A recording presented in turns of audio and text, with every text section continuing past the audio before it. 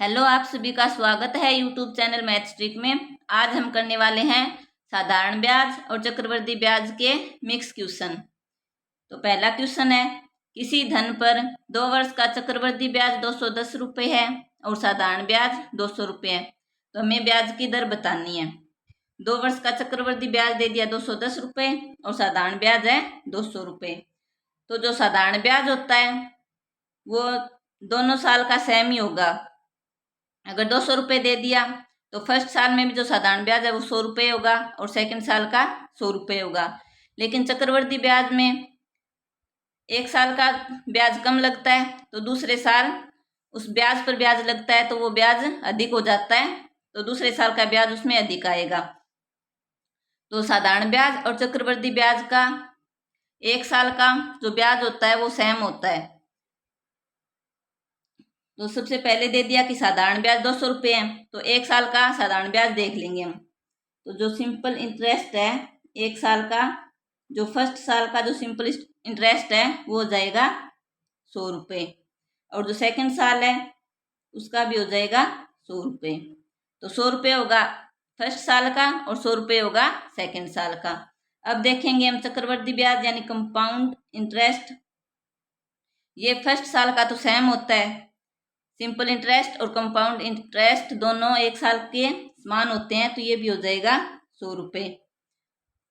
अब 100 रुपये हो गया और दे रखा है टोटल 210 रुपये, तो दूसरे साल का हो जाएगा। इस 210 में से हम 100 को माइनस कर देंगे तो ये बचेगा 110 रुपये। तो सेकेंड साल का जो चक्रवृद्धि ब्याज है वो 110 रुपये हो जाएगा। अब हम देखेंगे कि ये कितना बढ़ा है दूसरे साल में। तो पहले साल का 100 रुपये है और दूसरे साल का 110 रुपये है, तो इसमें 10 की वृद्धि हो गई। तो ये 10 इस 100 पर बढ़ रहा है, तो हम देख लेंगे कि ये जो 10 आया है वो 100 का कितने प्रतिशत है। तो निकालेंगे 10 है ये 100 का कितने प्रतिशत है। तो 10 100 का प्रतिशत निकालेंगे तो 10/100 और इंटू में आ जाएगा 100। इस 100 से 100 कैंसिल हो जाएगा, तो ये हमारी दर आ जाएगी। ये दर है ये 10% हो जाएगी, क्योंकि जो ब्याज में वृद्धि हो रही है वो इस 100 रुपये पर हो रही है, इसलिए 10 इसके बटा में 100 लगा देंगे और गुणा में 100 लगाया तो हमारे ब्याज की दर आ गई 10%। नेक्स्ट क्वेश्चन करते हैं।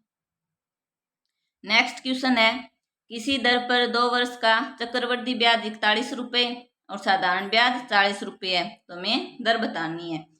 तो साधारण ब्याज है वो फर्स्ट साल और सेकंड साल का बराबर हो जाएगा। तो 40 है तो 40 में 2 का भाग देंगे 20 आ जाएगा, तो मतलब फर्स्ट साल का और सेकंड साल का ये हो जाएगा बराबर। तो फर्स्ट साल का साधारण ब्याज 20 रुपये होगा और सेकंड साल का भी 20 रुपये होगा।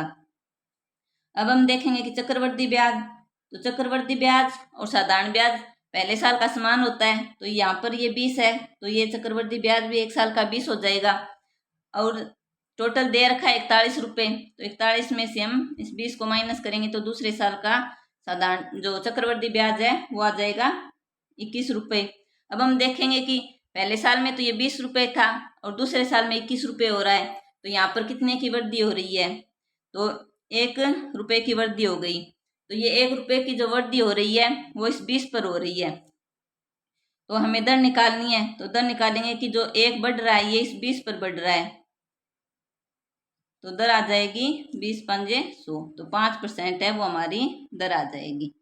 तो ये आंसर हो जाएगा 5%। नेक्स्ट क्वेश्चन है, 3 वर्ष का साधारण ब्याज 240 रुपये तथा 2 वर्ष का जो चक्रवृद्धि ब्याज है वो है 170 रुपये, तो हमें ब्याज की दर बतानी है।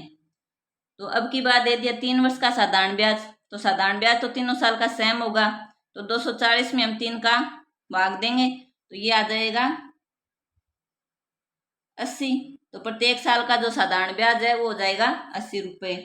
तो जो सिंपल इंटरेस्ट है वो हो जाएगा फर्स्ट साल का, सेकंड साल का और थर्ड साल का, तीनों का 80-80 रुपये हो जाएगा, क्योंकि साधारण ब्याज होता है वो प्रत्येक साल का समान होता है। तो ये हो गया 80 रुपये। अब चक्रवृद्धि ब्याज दे दिया 2 साल का 170 रुपये, तो जो चक्रवृद्धि ब्याज है वो एक साल का समान हो जाएगा। जो फर्स्ट साल का यहाँ पर 80 है तो यहाँ पर भी जो चक्रवृद्धि ब्याज है वो 80 रुपये आ जाएगा।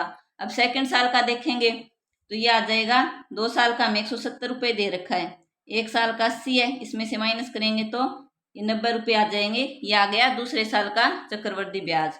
तो यहाँ पर रख दिया दूसरे साल का चक्रवृद्धि ब्याज। अब हम देखेंगे कि कितने की वृद्धि हो रही है। तो यहाँ पर 10 रुपये की वृद्धि हो गई। 80 फर्स्ट साल का और सेकंड साल का है 90, तो 10 की वृद्धि हो गई। अब ये जो 10 की वृद्धि हो रही है वो इस 80 रुपये पर हो रही है, तो इसका हम निकाल लेंगे कि जो 10 है वो 80 का कितना प्रतिशत है। अब इसको काटेंगे तो ये आ जाएगा 4, यहाँ पर हो जाएगा 50, ये हो जाएगा 2, ये हो जाएगा 25, ये हो गया 25/2, ये 12.5% ये हो जाएगी इसकी दर। तो 12.5% दर आ गई। नेक्स्ट क्वेश्चन है, दूसरे वर्ष का साधारण ब्याज 1200 रुपये तथा चक्रवृद्धि ब्याज 1450 रुपये है, तो दर बतानी है। तो दूसरे वर्ष का साधारण ब्याज दे दिया और दूसरे वर्ष का ही दे दिया चक्रवृद्धि ब्याज।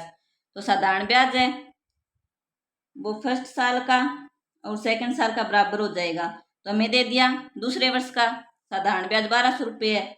जब दूसरे वर्ष का साधारण ब्याज 1200 रुपये है तो फर्स्ट साल का भी 1200 रुपये हो जाएगा। और चक्रवृद्धि ब्याज ये दे दिया हमारे पास दूसरे साल का 1450 रुपये।